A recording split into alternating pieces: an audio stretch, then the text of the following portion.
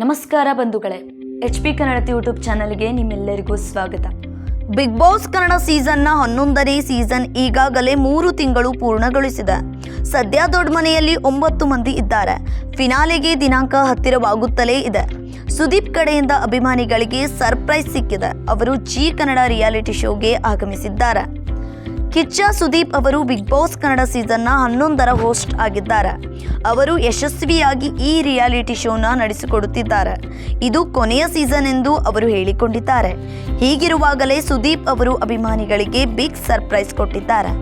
G Kannada reality ಶೋಗೆ ಅವರ ಆಗಮನ ಆಗಿದೆ. ಇದರ ಪ್ರೋಮೋ ವೈರಲ್ ಕೂಡ ಆಗಿದೆ.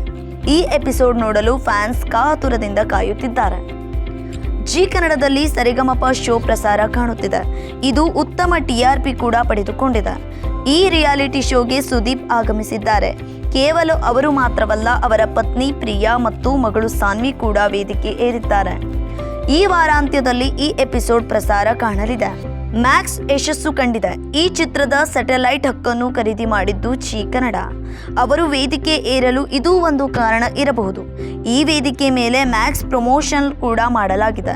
ಸುದೀಪ್ ಅವರು ಈ ರಿಯಾಲಿಟಿ ಶೋಗೆ ಬಂದಿದ್ದು ಫ್ಯಾನ್ಸ್ ಸಿಕ್ಕಾಪಟ್ಟೆ ಖುಷಿ ಪಟ್ಟಿದ್ದಾರೆ. ಸುದೀಪ್ ಅವರು ವೇದಿಕೆ ಮೇಲೆ ಸರಿಗಮಪ ರಿಯಾಲಿಟಿ ಶೋ ಬಗ್ಗೆ ಮೆಚ್ಚುಗೆ ಸೂಚಿಸಿದ್ದಾರೆ. ಈ ವೇಳೆ ಸುದೀಪ್ ಅವರು ಹಾಡನ್ನು ಹಾಡಿದ್ದಾರೆ. ಸಾನ್ವಿ ಕಂಠದಲ್ಲೂ ಹಾಡು ಮೂಡಿ ಬಂದಿದೆ. ಇನ್ನು ಈ ಎಪಿಸೋಡ್ ಭಾವನಾತ್ಮಕವಾಗಿ ಸೆಳೆದುಕೊಂಡಿದೆ. ಏಕೆಂದರೆ ಸುದೀಪ್ ಅವರ ತಾಯಿಯ ಮೂರ್ತಿ ಮಾಡಿ ತರಲಾಗಿದ್ದು ಸುದೀಪ್ಗೆ ನೀಡಲಾಗಿದೆ.